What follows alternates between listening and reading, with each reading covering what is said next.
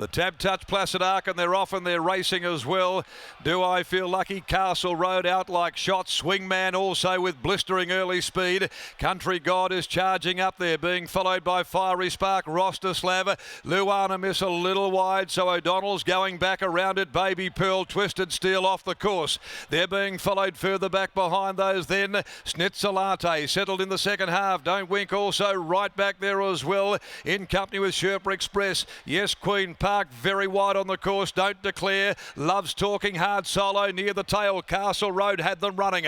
They went to the 550 in the Placid Arc. Castle Road by a length. Do I Feel Lucky? Swingman third. Country God being put into it now, comes three deep back behind them. Rostislav a length away between horses. Fiery Spark, and then wider on the track Baby Pearl. Twisted Steel starting to work into it. No Run, Sherpa Express back near the middle. A run for Hard Solo, the rail. Yes Queen is down the outside. LUANA is struggling at the moment. Country God had reached the lead from Castle Road. Now she gets clear. Here comes the favourite into the open. LUANA is finishing like a shot out of a gun barrel, and she wins it. Great performance, LUANA is charging home late after getting clear. Sherpa Express, Don't Declare as well. Close up behind those then is Twisted Steel, and also not far behind those Hard Solo, Country God. Right there as well, Don't Declare. Followed further back behind them, Rostislav, Baby Pearl, Don't Wink, Loves Talking, Fiery Spark, Swingman dropped out, and amongst the last home, Do I Feel Lucky? Well, it took some time, but eventually the favourite switched on, and she has finished absolutely brilliantly to win the Placid Arc from Sherpa Express, who got strung up. Got clear late, flying home. Country God behind them after the running of race number 9, the Placid Arc. It's 11 and 9, 3 third, 4th 10. Don't Declare from Castle Road in a very sharp 1:10.79. 1:10.79 here they've run, a length along head, and the favourite salute, Sean O'Donnell, enjoying a wonderful day. The winners by Bivouac from Little Bit Ditzy, trained by Trevor Andrews, and ridden by Sean O'Donnell. Last 600, 35.71. 35.71. LUANA is for Trevor Andrews, Bolt Racing, Ryan Fuller, the Go With The Flow Syndicate, D. Andrews, Dave Houston, M. Dixon, Pete Wildermoth, Darlingview Racing for the Atwell, C. Valenti, Brad Willison, Buck Rogers, Alan Bansimer, JPS Thoroughbreds, M. Parfitt, B. Horan R. Anderson, Gary Dickey. And now has won 4 of her 6, and she takes a listed Placid Arc, placing it on her CV in absolutely breathtaking style. Sherpa Express second by Blue Point from Sherpa Lass, Dan Ben Pierce, ridden by William Pike. Country God by Playing God out of City Circle, Jason Brown for Neville Parnham. So the favourite wins the third leg of the quaddie as we head to the last event of the day, Do or Die, for Cosmic Crusader Bonjoy, trying to work their way into next Saturday's $1.5 million Railway Stakes.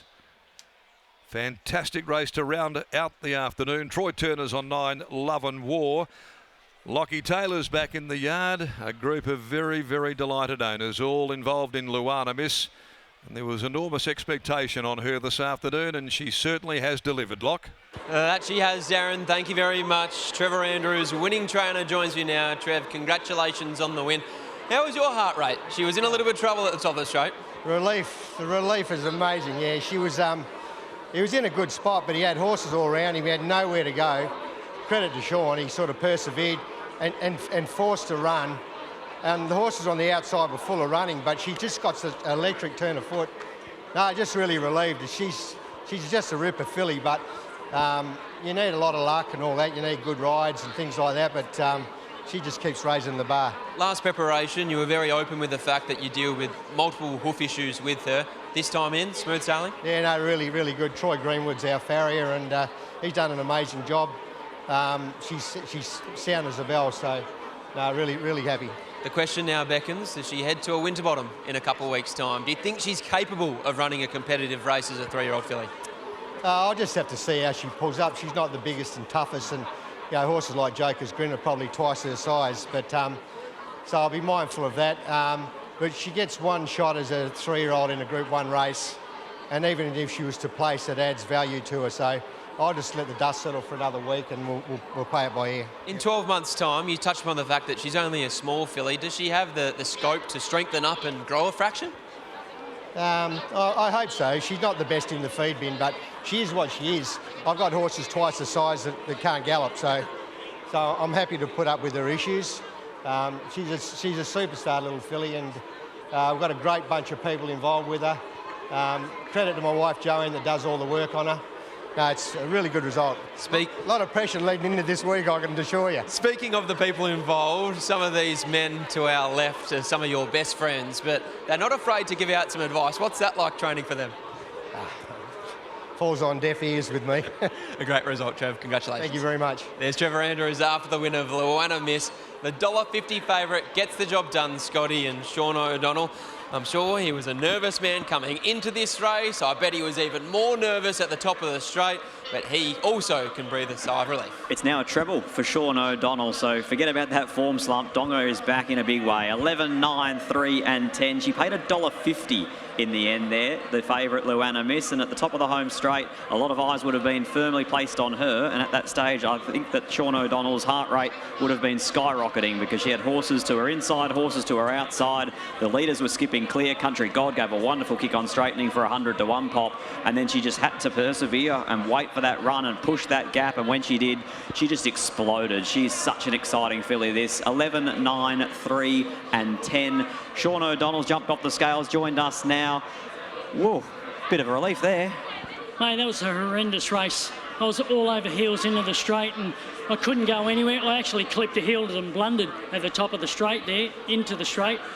Then I just had to wait, and then I seen a window. We got through, and then she had to make up at least 4 lengths, and she did it well. I think the word you were about to grab was explode. That's exactly what she does. Yeah, she does. She's pretty dynamic, but it was just a messy run race. But to her credit, she got the ability and she got out of it, So credit to everyone and her. It's all her. Barrier number 5, 3 deep with cover. Not a bad spot, but then that horse that was 4 wide outside you was going to keep you in a pocket. Yeah, of course, and it's big races, and that was the problem. Then I moved to the right. I had to come back.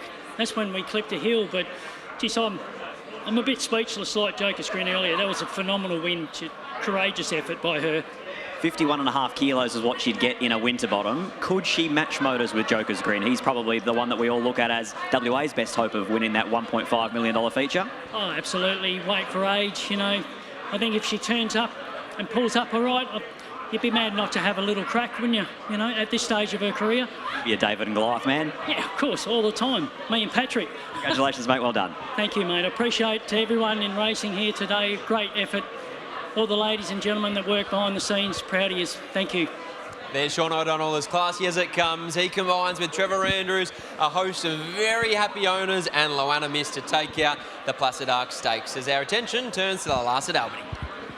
Yes, Albany, the last we have of the Wellington and Reeves handicap over 1,100 metres. They are milling behind the barriers, so we might have a quick look at this market, Riley, and then we will grab your top 4 from the top here. And as I refresh this, because my phone's not really playing ball at the moment. Late arrival, $3.30 in from $3.80. Flick the Switch, 5 into $3.70. Avoidance out to $5.50. King Cartel, $8.50 into $6.50. Money for Cable Boy, 14 was the best bet. Now $9.50 and double figures the remainder. How do you order the 4? Really good race to round out the program here, Michael. 8, 6, 3 and 5 my numbers. I am with Late Arrival on top, who went on a bit of a winning spree once he did touch down here in the West last preparation for Indiana Wynert. He stepped up to the midweeks at Belmont Park and got the job done. I loved his run on return. While he was beaten 6 lengths, he had to do a mountain of work in the run, and he certainly